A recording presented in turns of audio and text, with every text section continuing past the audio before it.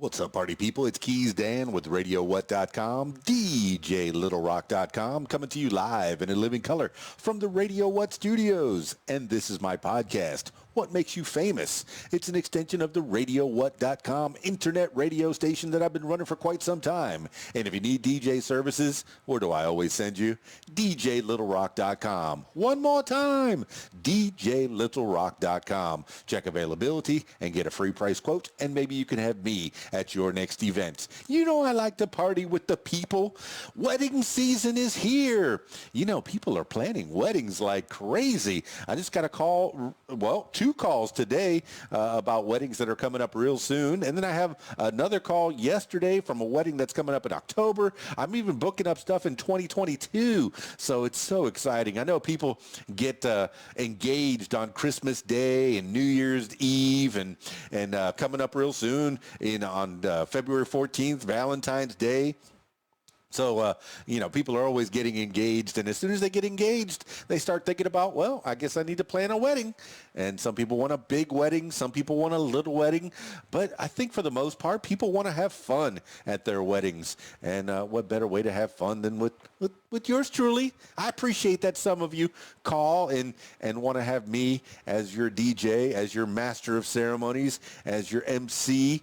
You know, lately, I've been doing a lot of weddings that have involved karaoke as well. So that's kind of cool. There's karaoke at the wedding, but I'm kind of iffy on that. I always make sure that it's okay with the bride and groom, or at least the event planner. Make sure that they run it by the family before I open up the karaoke, because sometimes that could go awry. So I always want to make the weddings about the bride and the groom. Well, mostly the bride. Who cares if the groom's there? It's all about the bride.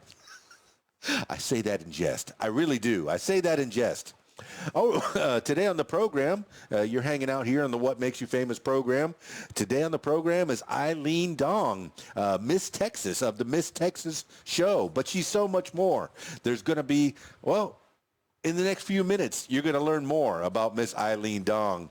This week's shows, as we break out of coronavirus quarantine, I have one public show every week, so faithful. Every Friday night, I'm at the Rab in Conway, Arkansas. The Video Dance Party Karaoke Jam. There I am with the karaoke again. They got a full bar. The kitchen's open. Pool tables. They got a pool tournament on Friday nights. So if you want to try to make some money on a Friday night, I encourage you to check out the Rab in Conway, Arkansas. Now, they have shortened hours because of COVID mandates, be it political, be it scientific. These are how they are formed. I'll be doing the karaoke portion of the show from 7:30 until 10:30. So 3 solid hours of good fun, of you, yes, you, singing songs, and your friends singing songs at the Rab. And if you want to try to make some money, try your hand at playing pool. They got the pool tournament right there at the Rab. Now, they're open until 11 p.m., but we have to be on the other side of that door at 11 p.m. because everybody knows that COVID-19 only comes out after 11 p.m. Is that scientific or is that political? I don't know. I'm not here for that. All right, that's enough intro. Let's get into it with Eileen Dong. Now, I did get her on the Skype, so if you're listening to the audio version of this podcast, I encourage you to check out the video version of the of Eileen Dong's podcast, and that is at youtube.com/user/KeysDan, or just look up Keys Dan on YouTube, and you'll find the little icon with the Radio What icon right next to my name. All right, that's enough. I think I'm starting to ramble. Let's get into it with Eileen Dong. Skyping Eileen Dong now.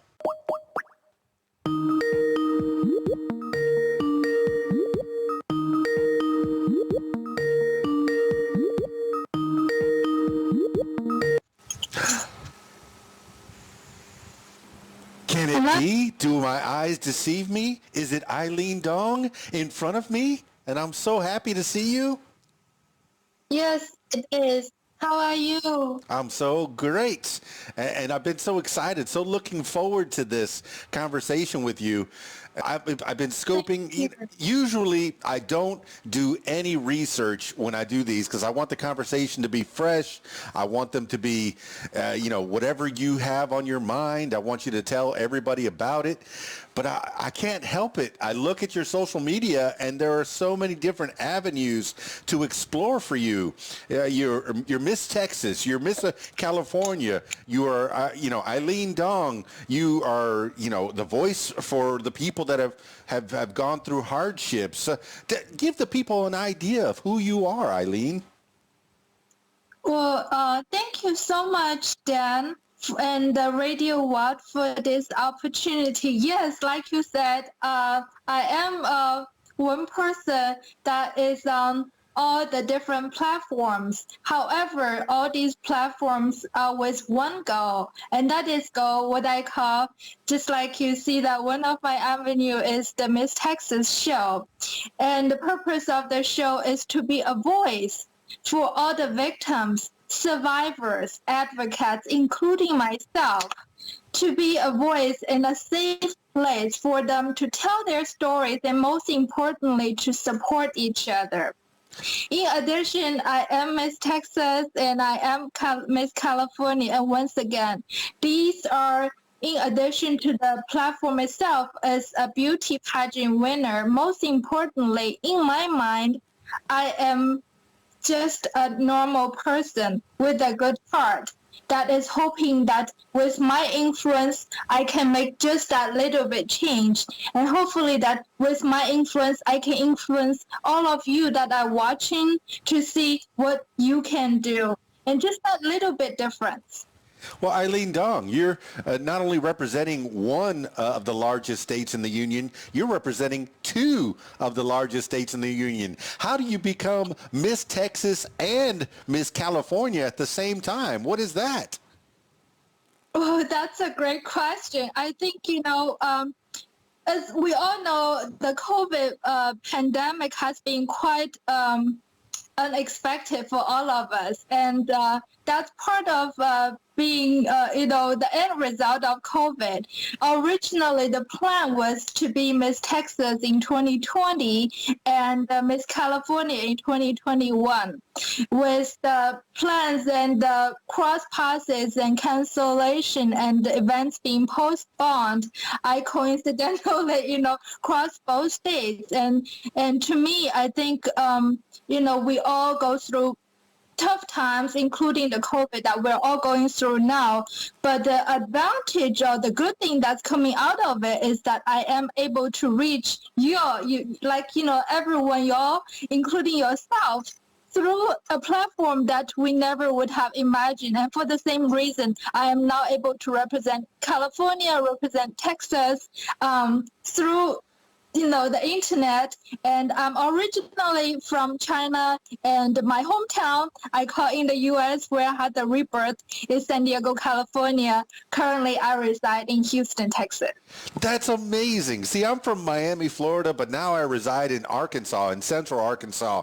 And my accent, I feel like it has changed a little bit. But you being from China, you have an accent from China, but you still say words like y'all. And you have the southern drawl has come to you, and it makes me smile. It does. It really makes me laugh that you have accepted all these different cultures and different flavors. San Diego, being in Southern California, I know that I've done a lot of traveling in my lifetime, and one of the things I did was parties for people, for singles parties all over the country, and one of my stops was San Diego, California, and I had all my equipment outside by the pool, and there was a party on Saturday, and then they were going to have another party on Sunday, and I asked the gentleman, should I bring my equipment in? And he said, no.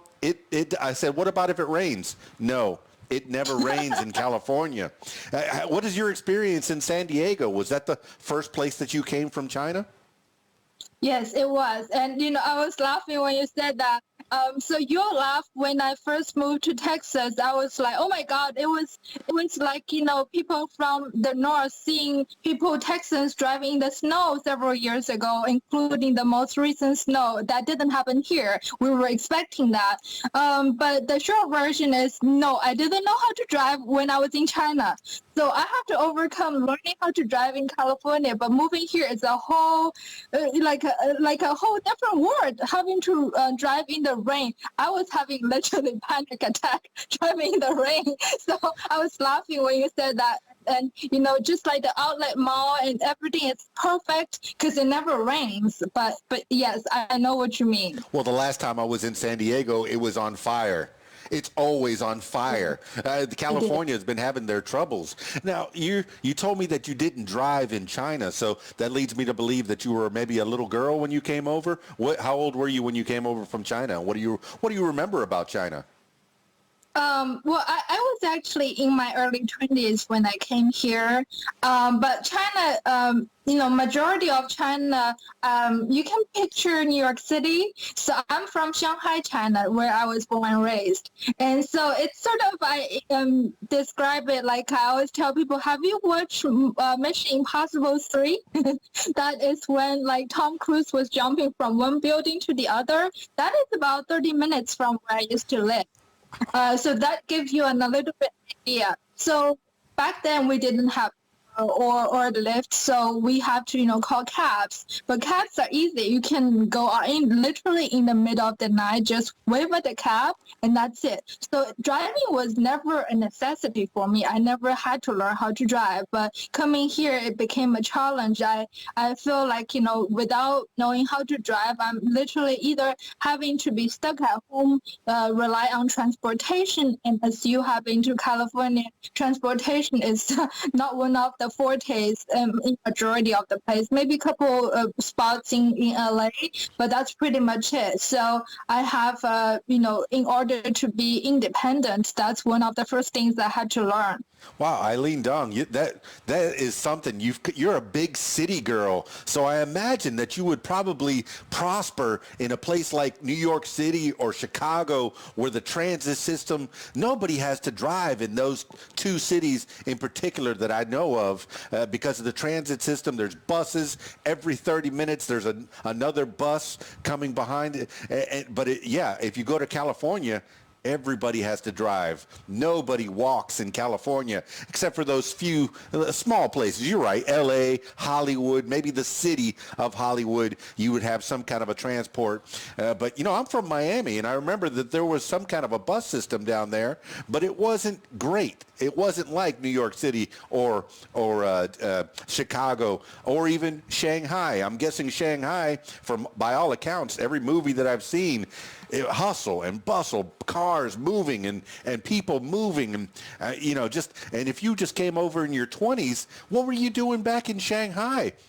How was your education growing up, and how did it prepare you to come over to the United States, and why did you come to the United States when you were living in such a big town? That is definitely a big town. We have a lot of people.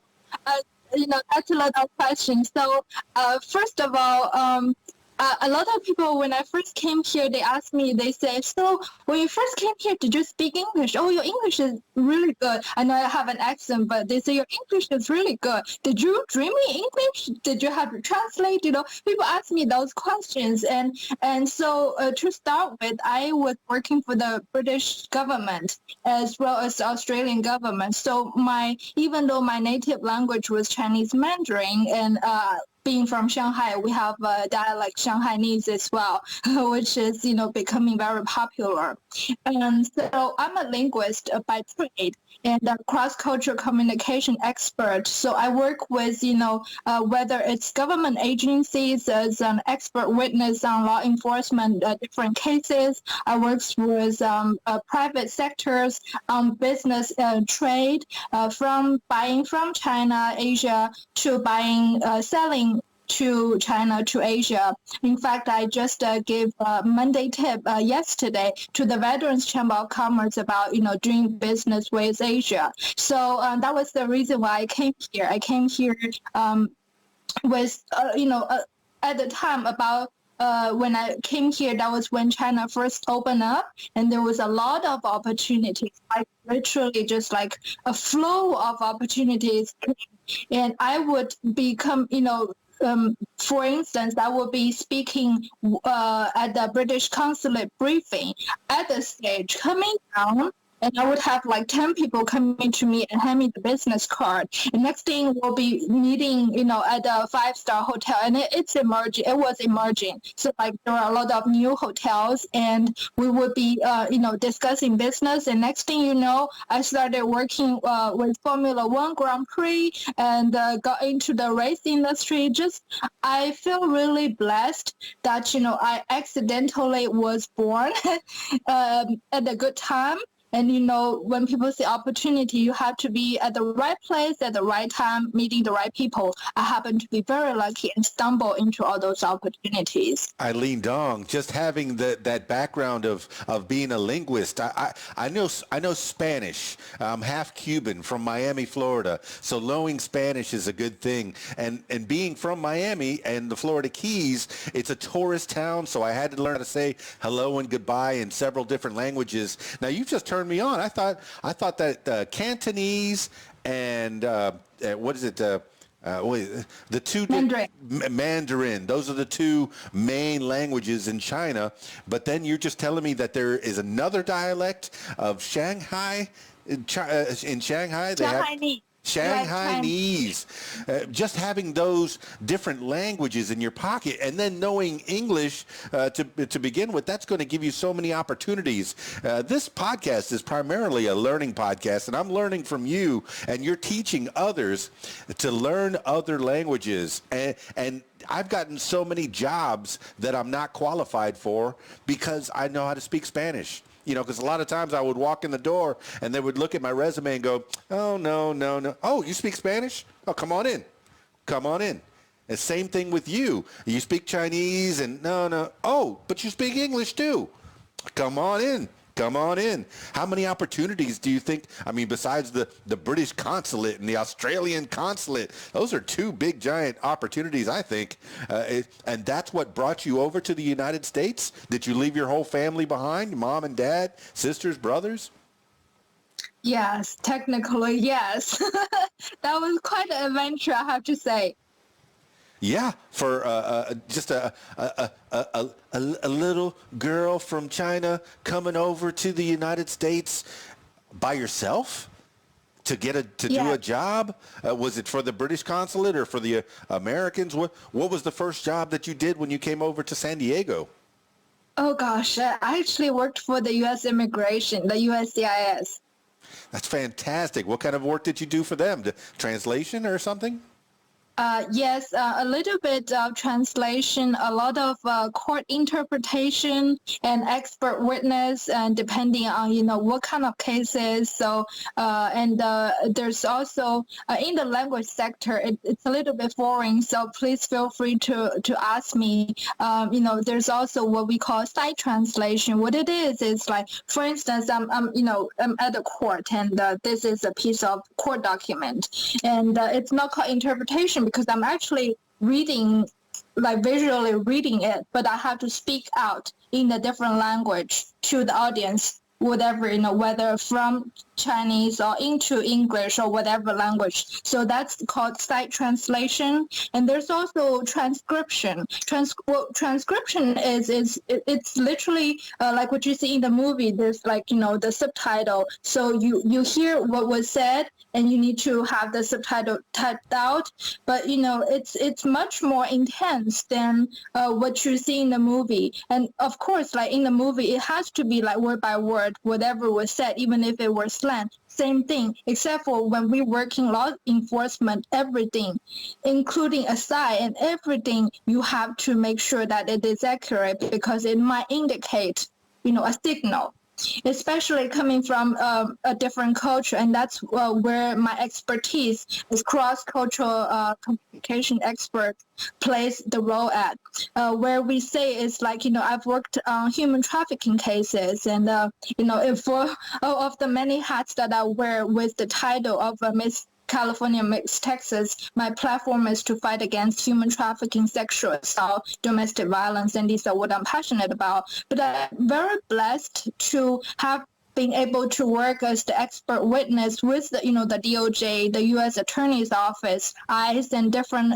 government agencies, work behind the scene and see the live cases without going into details. But I was able to give my expertise. And I recall that there was a case I was working with a girl, and you mentioned Cantonese. Well, Cantonese is spoken in both Guangzhou, that is a big city in Guangdong province, as well as Hong Kong. That's sort of neighboring that, except for Guangzhou was like the mainland China, and Hong Kong was the British colony. Right. And he spoke the same dialect. So in short, this girl was from Hong Kong, and I was from Shanghai, and we were working on this case together. And we had a disagreement on the case, and because just to give you an example, a same word. Let's say I'm trying to see what is a good example to translate.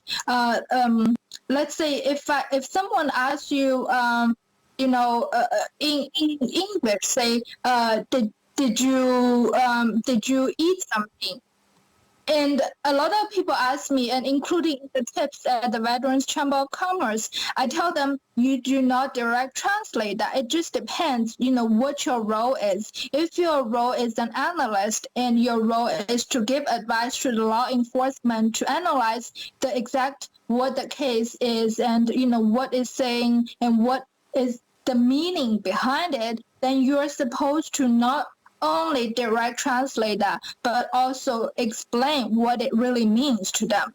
So to give you an idea, if a person from China and you're in a Chinese environment, not by translation, and Chinese is really big on hospitality. I say that, people do everything on the dining table, wedding, funeral, except for divorce. I think everything's a business deals. Everything is on the dining table. So it's a big deal. So for a Chinese person, when you're in China, you meet them, you say hello, and they say, hello, did you eat lunch yet? They literally mean that. And that is the equivalent of Chinese people asking, how are you? So, when my American client asked me, say, okay, how do you say that in Chinese? I will translate to them, say, okay, this is what was translated, but I think you'll really impress your partner, whether you're buying, selling to them or buying from them, by saying it in their way. So that's just like a little bit, summary of the difference of what was said. But in short, same thing. Like, even from Hong Kong and Shanghai, the different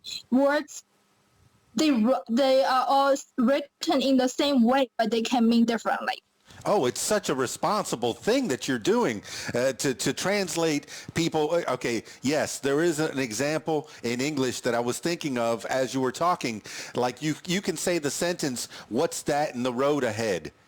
You can say it a different way. What's that in the road? Ahead? Which means, is there a head in the road? Or what's that in the road ahead? What's in front of us? You could say the same word two different ways, put the different inflection in, and I imagine it's pretty responsible. You just explained something. It's so cool that when you go to China and having all your deals on the table, it's so ingrained that when you say hello, you're already inviting somebody to have a meal with you to discuss whatever it is you're going to discuss. Hello. Would you like to have a sandwich? Come and have a meal with me, and we'll talk about whatever we're going to talk about. You're giving me little tips of things that go on in Shanghai. And, did you leave? I guess, how long have you been in the United States? Oh my gosh, several decades, couple of decades. That's gonna give away my age.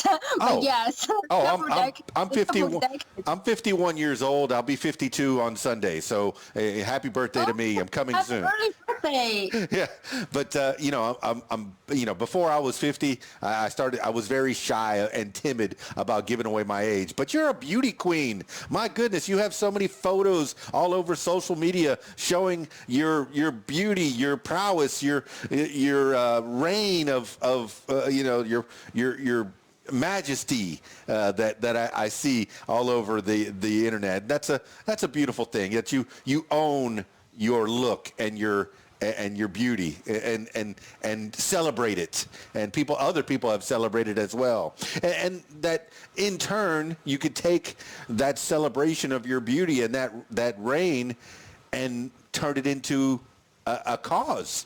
So let's get into why, and you've already alluded to it a little bit, why domestic abuse and why sex trafficking. Why would that be the platform that Eileen Dong, the Miss Texas show, Miss Texas, Miss California, why is that the platform? Well, thank you. Yes, it is really my honor, but I also truly own it.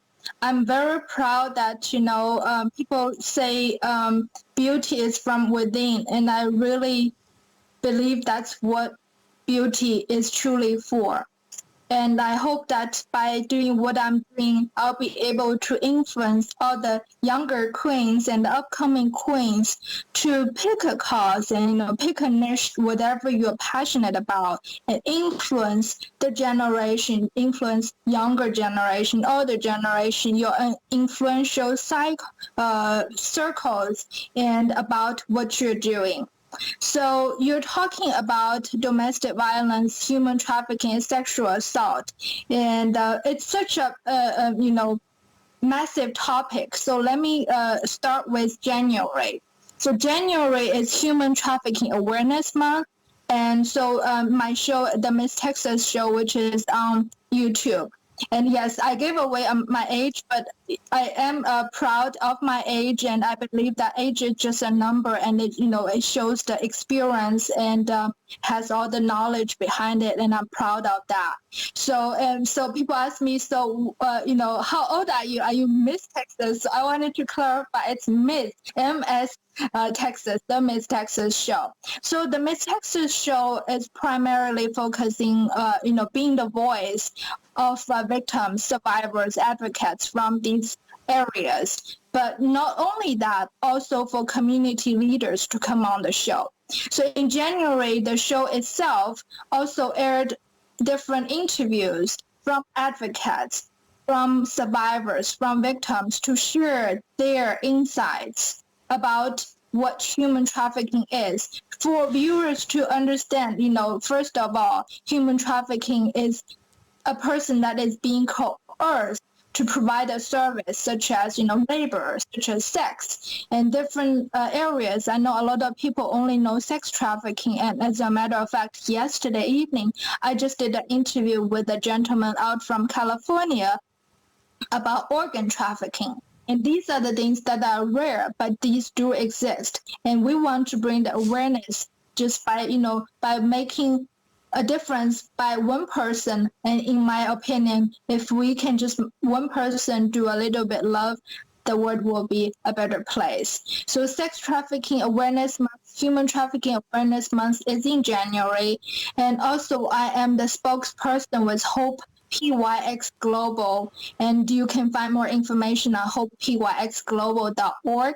It is a Houston-based nonprofit organization. However, it is servicing areas, across the U.S. from as far as the West Coast, from as far as the East Coast. As a matter of fact, you see that there's a map in the background, and it might be, too far to see, but I can point to you that, we have advocates and ambassadors all the way from Minnesota, from Michigan, from New Jersey, Pennsylvania, New York, Rhode Island, New Hampshire, South Carolina, Tennessee, Texas, Montana, California, and it's a great way for me to learn the U.S. map because I was like putting stickers on it. I'm like, where are all the places? But what I love about, like I mentioned in the beginning of the show, because of the pandemic, we are now able to reach out people through the internet. And luckily, last year we started doing things virtually. The year before we started doing things virtually prior to the pandemic without even knowing. So in this way, we feel very blessed and very lucky that we were kind of pioneer learning how to do that. And also, if you're watching, if you are a victim survivor, there are different services, not just provided locally, and also nationwide and globally. So I wanted to mention a couple of things. On Facebook, there's a support group called Survivors Against Violence Everywhere, and you can look them up on my personal link, which is linktree/Eileen Dong. It's link tr.ee/Eileen Dong, EILENDONG.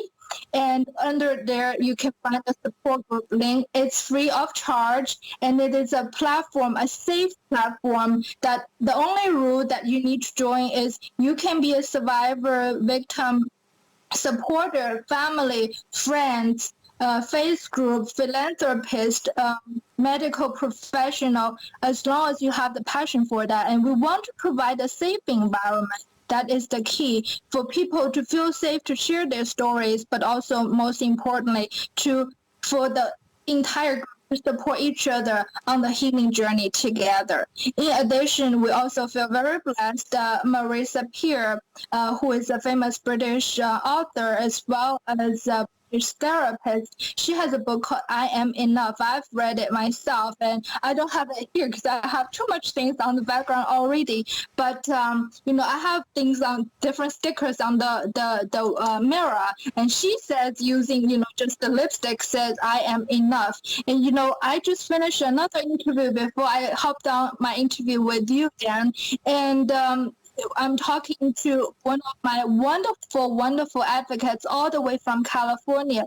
And I'm talking to other people that I have interviewed in the past. One of the many key things and the most important thing for a person, whether they're a victim survivor or the reason why they even get groomed into sex trafficking, sexual assault, is the lack of confidence, self-esteem. So we are offering a free ebook, and you can go to Hope PYX Global and click on the contact. You'll be able to find the information by registering, and we'll send you the code for free to read the book. That will be a great help. So, these are just a few of the things that we are doing in the interim, and really proud that and really glad and we interviewed on your channel, as well as so many other supporters that are supporting this important cause. I often tell people that COVID is a pandemic. Yes, absolutely. But years ago, I started calling these causes that my platform are. It is silent. It's a growing and silent epidemic. And with our effort, joint effort, only with our joint effort, and we fight it together. And now, in addition to the sex trafficking, sexual assault and domestic violence have gone up as well. The Pornhub has, opened the free membership for people to watch pornography, which is causing, the sex assault, incest, not to mention that. And in addition to the domestic violence, we had a case that, a police officer was shot of the outbreak of domestic violence. So these are all intertwined together. And in addition to domestic violence and sexual assault violence, victims and survivors are more vulnerable to being prone to groom into sex trafficking. I can talk about this forever, but these are the connections. No, I can listen to this forever. And these are very important subjects that you're talking about. You're talking about people that are abusing other people, and it's not supposed to be that way. We're supposed to love each other.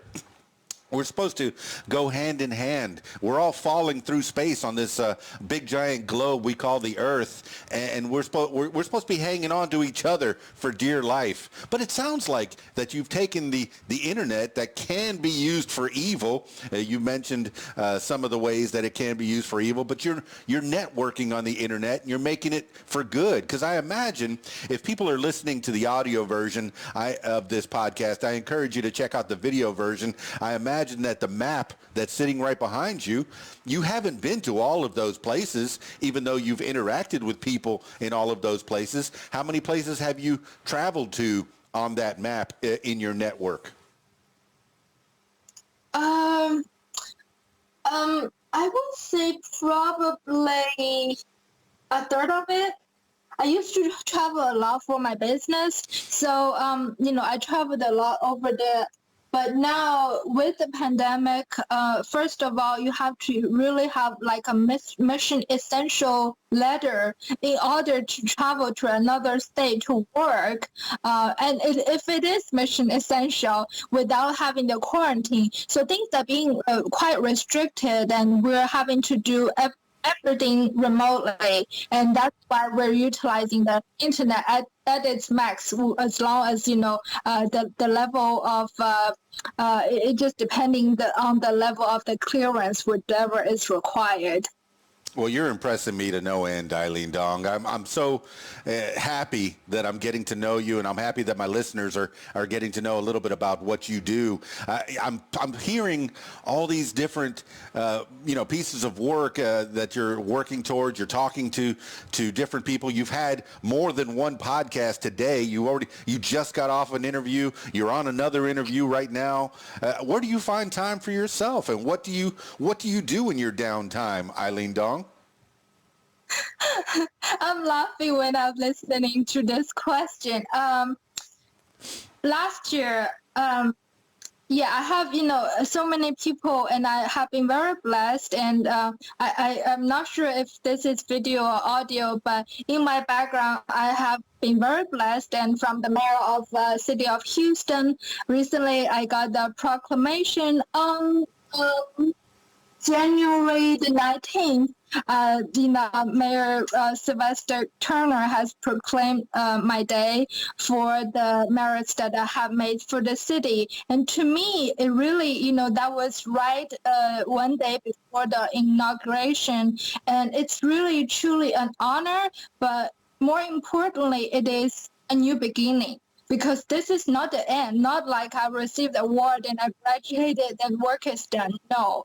And same reason I tell everyone, and January is Human Trafficking Awareness Month. And for the other causes I mentioned, April is Sexual Assault Awareness Month. And October is Domestic Violence Awareness Month. But in addition to that, I wanted everyone to know that just because these months are awareness month doesn't mean that after it ends, people are not suffering. The crime is still going on. And so I started several years ago about hashtag 365. And I strongly encourage everyone that is listening, then you are a business person, and you can imagine that $150 billion US, that is the annual revenue for sex trafficking. And it certainly takes more than myself. It takes the whole community, it takes the whole country, it takes every one of us to join this effort together. You were asking me, when do I find time for myself? What do I do? So last year, in addition to the proclamation, I got nominated for different things, and we were calculating the hours. I forgot how many hours we calculate, but we calculate based on literally, I would say about 10 hours a day, 7 days a week. And I know I do have a lot of energy. I'm passionate about what I do, and I love what I do. And but to answer your question, before this pandemic started, I used to have a lot of hobbies that are kind of limited. I love going to festivals, which crowds, I cannot go anymore. I love dancing. I'm actually a dancer. So as you were scrolling through my photos, you probably have come across some of the photos in the past where I have performed dance. I'm also an actor that, most of the time now I really just try to help, like, for instance, I starred in the PSA, the public safety announcement for Hope PYX Global about awareness on domestic violence. And this video can be found on the YouTube channel. If you look for Hope PYX Global, you'll see the PSA. It's only 60 seconds. So, I have put majority of my effort into volunteering, and this is kind of like my hobby now. I love traveling, but as you see, like, there are so many travel restrictions that I cannot do much about. I do love photography. More importantly, I love taking photos of myself, posing and dressing up and everything. Luckily, this I still can do. And, I enjoy food. I'm a foodie. So, if you scroll down, like, years ago, I used to maybe post like every day, post some food. So yes, I do have a lot of things that I love, but I would say, like, those were the things that I love to do, I like doing, and this is what I'm passionate about, to help people. And to me, whenever I save a person, I always say, start with yourself and start by saving one victim at a time. So whenever I see a victim come to me and put on a smile on their face and, being able to save themselves, save their life, and just make it a day for them, that's what truly makes me happy. Eileen Dong, it sounds like you've turned a hobby of saving people's lives. You are actually saving people's lives, and that $1.9 billion is going to be hard for sex traffickers to part with. It's like the illegal drug dealers, and you say in addition to the sex trafficking, there's organ trafficking. You see that in horror movies where you wake up in a tub of ice, and what is this scar on my side? Oh my goodness, somebody stole one of my organs. And that is a real thing. But to have people part with that money, that is something that you're really going to have a struggle with, because there's nothing like people liking their money and their power. And if sex trafficking comes with one or both of those things, it's going to be a hard struggle, an uphill battle for sure. But we have to keep going, wouldn't you say? Absolutely. This is a journey that, I feel like in this in 2021, in this 21st century, let's start with 2021 and let's end it in this century. It's gonna take generations, and I just hope that, and thank you for your kind words. And it is not about me, whether it's about the pageant, whether it's about the proclamation behind me. These are just things that came along with it, but these are not the fruit. The fruit for me is to build a legend, because I'm really sincerely hoping that we can fight this towards the end of this century, and I hope to live long enough to see as much as of it. But if I cannot, I hope that I'll be able to start a legend so someone can continue that, because it takes a lot of effort to fight this, and there is a lot of evil in it. Just like, it's so weird that you and I are doing this, and I know it's internet, and nowadays, especially this time of the day, maybe it's high traffic, but I am not kidding you. Whatever phase it is, I know there's a lot of evil force that's against us. A while back, I was doing another interview on my show with another guest. She's very well renowned as well, being seen on CNN, NBC, and Marie Claire. And in short, we were doing the interview. We got cut off several times, and that's like, yes, we get cut off sometimes, but several times. It's just like whenever we're doing this work, we are going to face obstacles. And that's when perseverance comes in, and that's when the passion comes in, because we're not in it for us, we're not in it for anything. If anything, we're donating our time and our money whenever we can to help this. And I just really, if I have all the money in the world, I would have built all the shelters around the world. But my dream is that in addition to the legend that I can build, I hope that I can start building the shelters around the U.S. and then start it with other parts of the world as well, so that these people can have a safe haven to to heal. And most importantly, in addition to this shelter, my vision is to provide them with the education that you need. And as you very well know, whether it's domestic violence, sex trafficking, they prey on the young girls who probably didn't have much education, and they give them that the false promise that you're gonna marry that your prince charming, and so young girls are going into this thinking that they're gonna marry Prince Charming. Instead, they're sold for sex.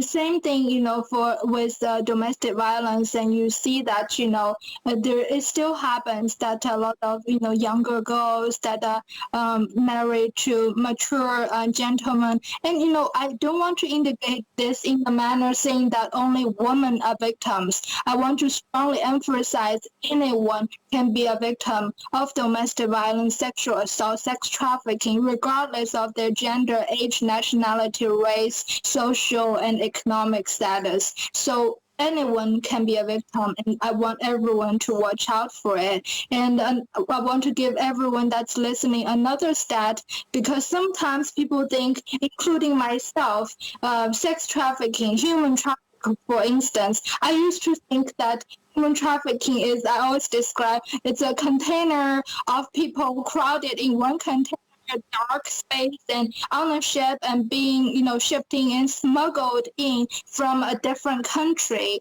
But I happen to mix smuggling with human trafficking. And again, the difference is being coerced, doing something, whether they seize their, travel documents, or, put them in a place that they restrict their freedom, things like that. And that is the huge difference. But I want to point out that people think that it's foreigners, it's people.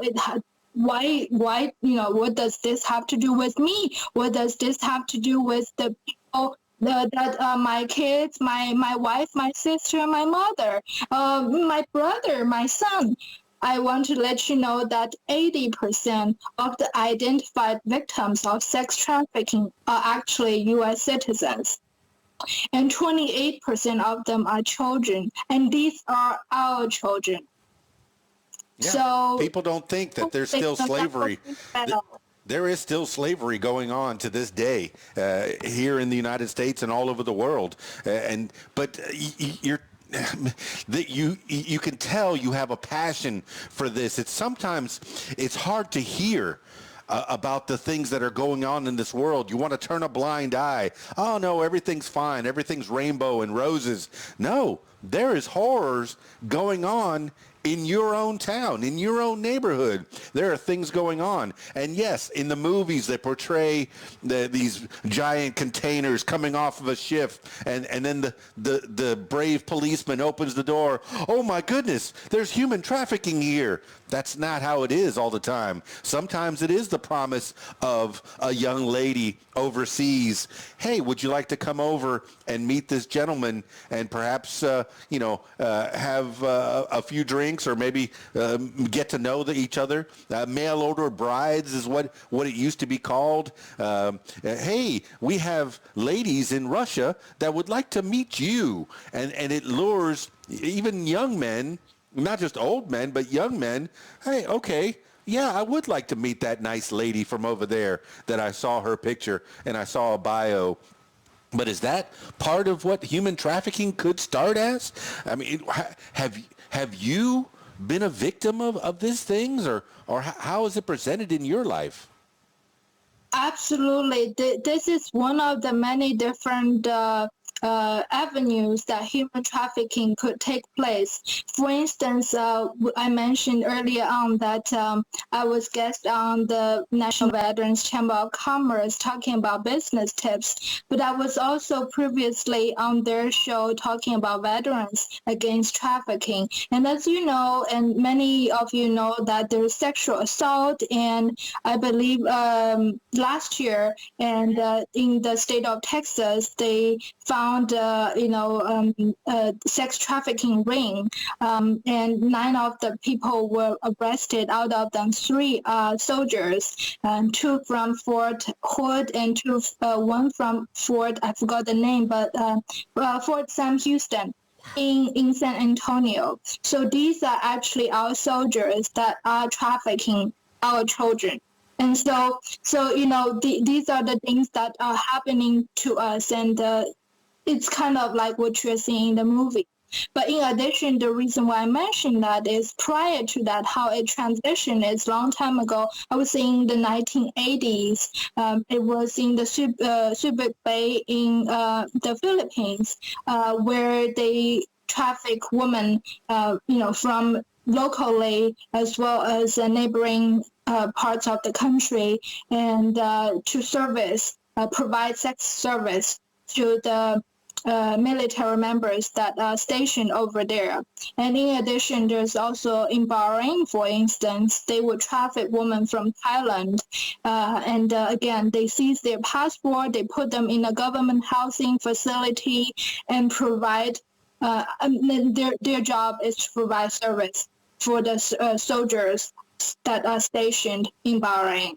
So these are, part of the things that's happening and associated with similar to on the movie. And yes, to answer your question, I am a survivor of sexual assault and domestic violence, and that is one of the many reasons why I am so passionate about this. When this started, I wanted to make sure that nobody had to go through what I had to go through again. So I started wanting to volunteer for people, volunteer for different organizations, and advocate and raise awareness for prevention so that this doesn't happen. And this just all, one thing led to another, and all evolved. And today I am here. And, doing this work, I believe, it wasn't fun what happened to me, but there's a reason why this happened. And I am so glad that I am able to use this to empower other people. Oh, you got through it. But, this is a dark portion of your life, but you came through it and you saw the light on the other side. But to lighten up the mood a little bit even more, the accolades that you received, the awards that you've gotten, those are the pats on the back that allow us to know that we're doing a good job. Oh, you liked what I did? You gave me this award? You put a crown on my head? You like what I do? Well, I'm going to keep doing it. And that's what you are definitely showing me that you are a person of the community. You've got here to the United States and you hit the ground running. You started to communicate with people, help people talk to each other. Yes, that might have been a job, but, it became a job where you have people that would not have been able to communicate, and you help to facilitate that in the court cases. That must have been so exciting and so responsible, doing that for people. And you've parlayed that into becoming a beauty queen in addition to everything. Now, when did the pageantry start? Did you do pageantry as a little girl in Shanghai, or was that something that started more recently? Well, thank you for your kind words. It does lighten me up, and to get the recognition. And once again, it's whenever I see I was able to put a smile on our survivors, and I call them my warrior sisters, my warrior brothers, and that is what puts a huge smile on me. And it just like the love is contagious, and it just kept spreading. And to answer your question about the pageantry, once again, I feel really, really blessed. I came from a family that my grandma is a doctor, and they have like maid and wet nurse, and they back then they own a lot of land. They're landowners, and so my grandma's family from my mother's side, they're very well educated. And so I feel very blessed that my grandparents, even though in my generation, a lot of them haven't even been to school, but my grandparents, one is a doctor, one's an engineer, and they spoke English and Japanese in addition to Chinese. So I feel have the good upbringing and a very strict family and very traditional Chinese family. And again, in addition to that, I feel I was at the right place, also the right time, because that was just the time when I graduated school, when China opened up.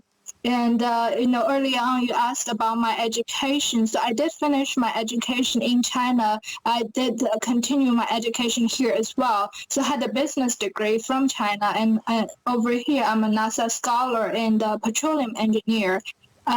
So these are the things that I figured I'm in Houston, might as just do that.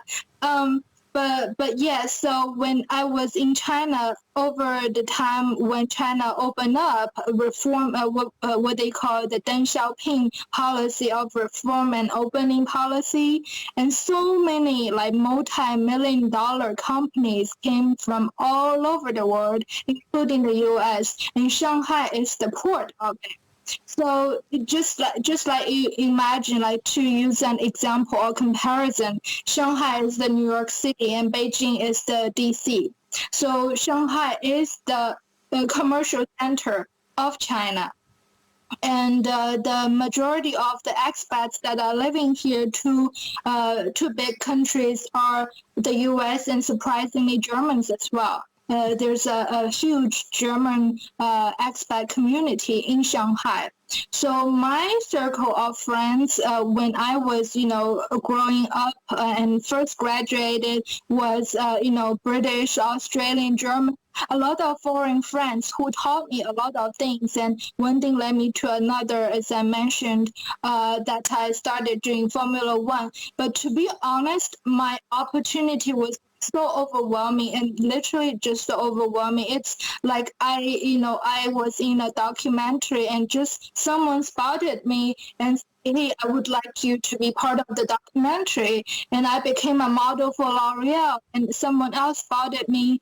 And I really wish I remembered that. And back then it wasn't digital, so I wish I had documented more of it. But it just really, I stumbled into it. Like people just, came across and started that journey that way. And in addition to the pageantry that I was working with, the Formula One Grand Prix, and we had a pageantry as well. And that's everything got started, and I've been doing pageantry since. What year was that when you started in Formula One with the pageantry? I'm thinking 2000, around 2000, something like that, 2000 or 2003. So you've been a beauty queen for almost 20 years, if not quite that. But in addition to beauty, brains, poise, with your dancing, with your acting, with your modeling, it's given you such a confidence about you. I see you're sitting up straight. You're talking with vigor and passion. I'm enjoying this. I'm enjoying this so much. And you were talking about your pictures, the photos that you like to take of yourself. I always take one of the photos off of the People's page and use it as the cover for the podcast. But you have so many great pictures. I don't know which one to use. So I'm going to have you send me a picture that you would like me to use for the cover. But, as I know I've taken quite a bit of your time already, and you've told me so much about the great work that you're doing. The link tree was very beneficial. When I went to your Instagram, I found your link tree, and my goodness, it has everything on there: the support group, the survivors, the YouTube of the Miss Texas show, Hope Picks Global, and all your LinkedIn and all that stuff. So So I'll put all those links into the show notes and make sure that people know how to connect to you. But how do you want people to connect to you, and what do you want them to talk to you about? Do you want them to send you videos or audios for your show, or maybe ask to be a part of the Miss Texas show? How do you want people to connect with you if they've either been victims or have survived, or they know someone who's a victim of domestic violence or sex trafficking or anything? How would you like them to connect with you? Well, thank you for these kind words. Yes, I feel very blessed to be able to do this, and hopefully I can influence more people with what I'm doing.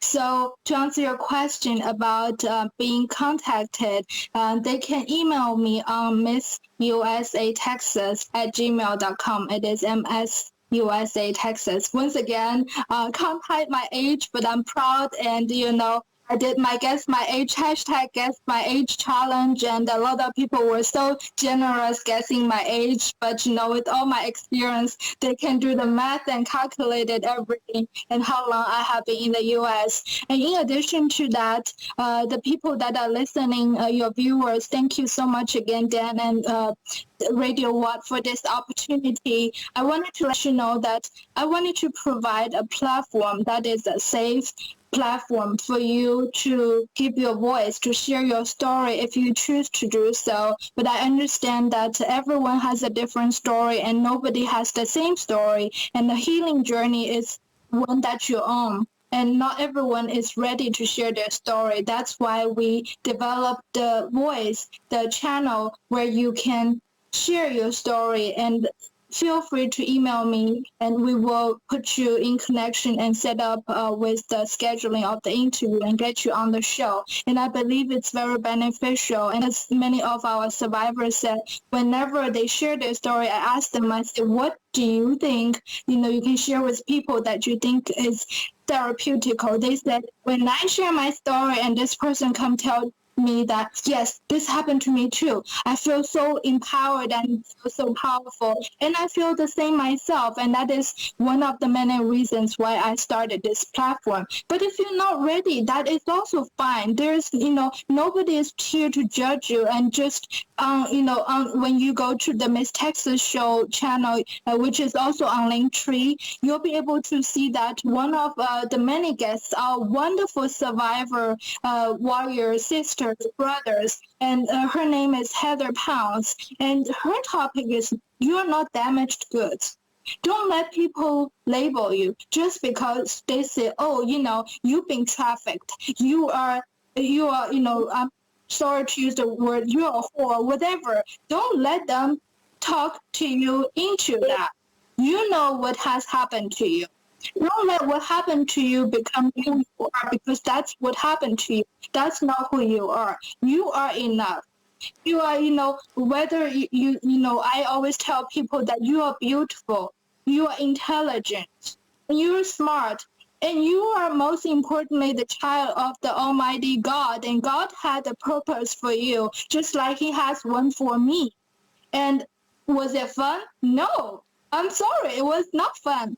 But what I have been through has led me to do what I'm doing. And this is so much passion and so inspiring for me. And now I know what this is for.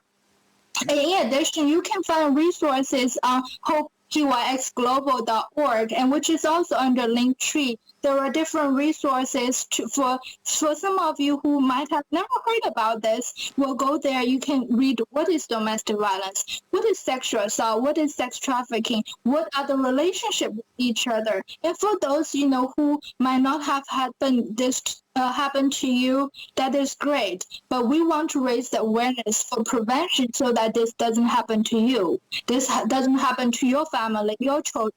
And for you, some of you that are listening, if you have spare time, if you have the financial resources, please understand that a lot of the nonprofit organizations, including Hope PYX Global, are relying on donations. Not everyone has a huge grant from the government. So if you are able to do that, it is a 501c3 nonprofit organization, so it is tax deductible. And lastly, I wanted to mention that, these beautiful earrings and the necklace are it's a special design from Hope UX Global, and these are the ones that are for sale under the website as well. So every penny, I want to let you know that you can be rest assured. I volunteer. I do not take any money from it, as well as any of the volunteers we are proud to announce that Hope UX Global is 100% volunteer-based. This means 100% of the penny goes to the youth to help support victims and survivors. There's that passion I love, Eileen Dong. You're talking about this, and I could feel it, and the power that people have. If a person gets power over another person, they want to keep that power any way they want. They're going to call them names, and they're going to say, you're nothing. You're nobody without me. You can't go out in that world. You cannot live out there without me. And they're going to call them every name in the book to keep them down, to keep them in the place that they want to be, keep that power over them. And you have to take your own power. You have to be able to take care of yourself before you can take care of someone else. And I know for a lot of people that's easier said than done. I talked to a lady who was a victim of domestic violence, and she had ailments. She had multiple sclerosis, and she had to overcome that, where she was dependent on her abuser, and she had to get out. But there are ways to get out. If not you, Eileen Dong, with your wonderful platforms that you're helping, I'm guessing that if someone writes to you or somebody contacts you by email, you're going to be able to direct them in the right area, because you have this network. You said there's 38 different locations that I guess they have lots of beds for males, a few beds for males, but a lot of beds for females out there to get them out of their situation. I'm so glad. Absolutely. Please. We will, as soon as we receive the email, we'll be able to direct them to see whatever, they need. If, we have shared information on my show, for instance, and thank you for reminding me, one of them is a sex trafficking victim, and she is currently pregnant again, and she has been trafficked 17 times within a 4-year period of time. And her daughter are also victims by the traffickers. So we have aired an hour long of interview for her to share her story, and she was ex-military as well. And it's just like so devastating what she has been through, her husband has to go through. And, we're helping her to get the message out there. So if you're able to help her under that video link, there's also the donation, so that portion will go to her only. And there's another victim that is a domestic violence victim. Her left or right, I forgot. I think it was the right eye socket was had damaged nerves because of her fiance, the abuse from her fiance. And she's got, very limited time for you guys to reach out, because the doctor has informed her that she's got literally 2 months from the time that I interviewed her.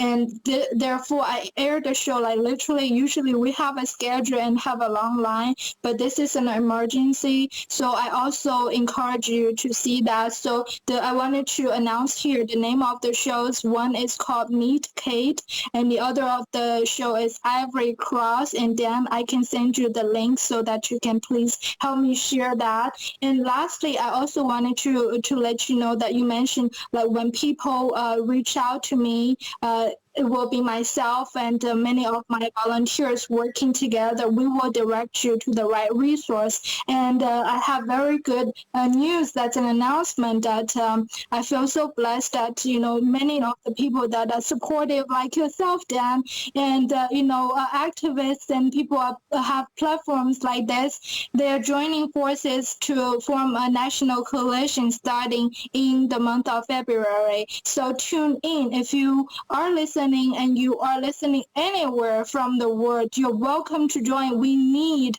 you. We need you to help us start this endeavor together.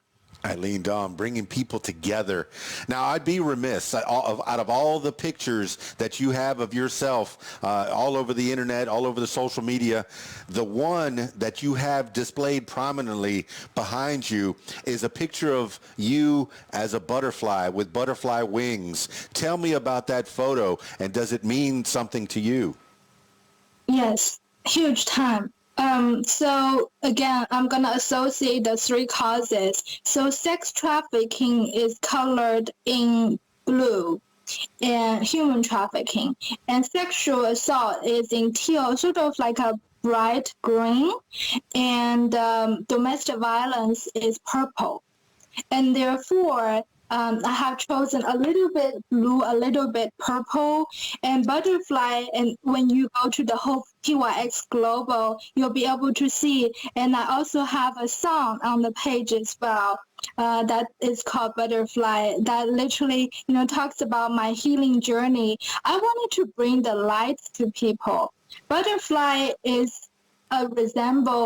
resembles healing from the cocoon when you're all kind of like ugly and, like in the darkness and cannot get out, no freedom, until finally you can throw your wings and fly as high as you want to.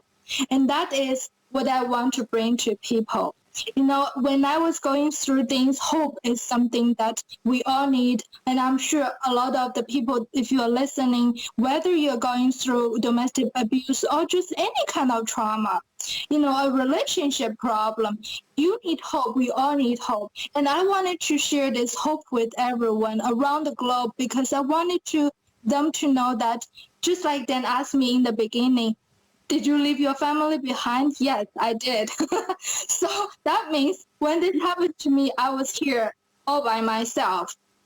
And, I am very blessed to see and to say and to share that, early on I said, this is my calling. And I believe it was my calling because at first I thought I was all alone.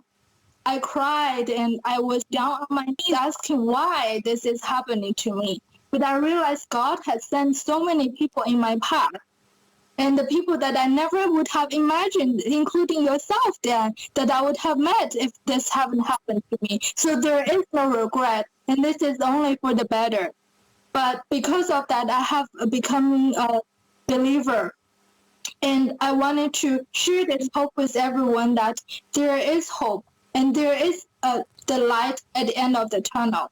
And this is my butterfly project, and I'm working with a lot of different artists. So if you're tuning in and you're an artist and you have a heart that you think you want to give and help us, we want to create those artwork and so that we can influence people in different ways. As an artist, whether you're a dancer, or you're a painter, whatever, people have different ways. In some ways, like one of my survivors was telling me, crocheting was a way for her to heal. Cooking is a way for her to heal. Whatever that way is to a different survivor, we don't know. But we want to provide as many avenues as to them that can relate to them, that can provide the light at the end of the tunnel, to provide them the hope and the love and the unity. Well, Eileen Dong, obviously yours was to help other people out of this situation, out of the darkness, out of their cocoon, and make them emerge as a butterfly. And you know what I like is that you not only accept donations, but you also have merchandise. Some people don't like to just give money to people. They like to get something in return. And you have the lovely earrings and the nice necklace. So if people want to buy that merchandise, yes, that's one way way to support the efforts that you're doing, because it's not cheap. Yes, you say you're a volunteer, but it's not cheap. You still need to have a roof over your head and food on your plate. So, I'm guessing with your schooling, you have some kind of a job that you could afford to do this as your extracurricular, as your passion. So, yes, if you have the means, help Eileen Dong, the Miss Texas Show. And I'm already subscribed on the YouTube channel, so I'm ready. I'm ready to hear some stories. I'm ready to see the people that you help along the way. It's so wonderful. Hey, well, at this point, as we're landing this plane, winding down, if you want to give shout outs to people that have helped you along the way, and then we'll close this thing up. Absolutely. Oh my gosh, I cannot begin to, I would have a long list to read for hours, but just this month, for instance, yourself, Dan, and Radio What, thank you. It's such an honor, and thank you so much for bringing me on this channel. And I'm going to read a little bit off my calendar of some of the interviews that I have been on. I wanted to thank Dr. Gregory Williams, who is a wonderful advocate and survivor himself, and I was on his show. And thank you so much for giving me this platform. National Veterans Chamber of Commerce has been always so supportive and inspirational to all the causes that we're doing, and we're doing this as a coalition and collaboratively together. And, so many, Mayor Sylvester Turner from Houston, Texas, and the city of Atlanta that have given me the award as well. And, the U.S. Congress, Congressman Green, your office, and, so many people. I cannot begin to read off the whole list, but thank you all. I just believe that I could not have done this alone. And this is not about me. And I am just, a platform, and use me to help you get on the healing journey and bring hope to other people. That's one thing that you're teaching people. It's not about one person. It's not about you. It's about us. It's about everyone, people helping each other.